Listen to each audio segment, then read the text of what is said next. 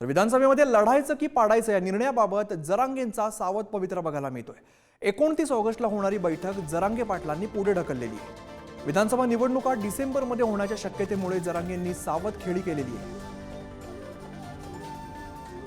हा मग आता निवडणुका पुढे ढकलायचं म्हणल्यावर लागणार आहे, कारण ऑक्टोबर पर्यंत सरकार गठीत होणं गरजेचं आहे, विधानसभा अस्तित्वात येणं गरजेचं आणि ते जर आता पुढे ढकलायचं म्हणलं डिसेंबर मध्ये, तर विधानसभा अस्तित्वात येईल जानेवारीत, म्हणजे 4-5 महिने वेळ।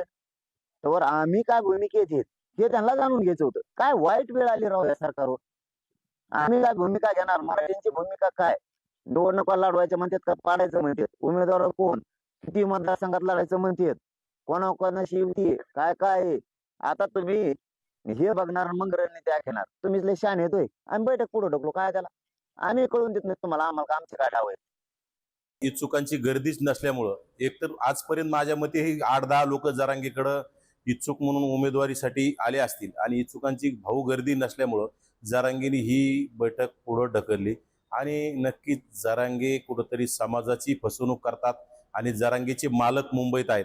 मालकाचा आदेश आला असं निवडणुका समोर ढकलल्यात, वातावरण सध्या शांत राहत्या, निवडणुका जवळ आल्याच्या नंतर पुन्हा वातावरण आणि जाती तेढ निर्माण करू आणि कसा त्याच्या मालकांना या निवडणुकीमध्ये फायदा करून देता येईल हे जरांगे नावाचा माणूस करत राहणार आहे।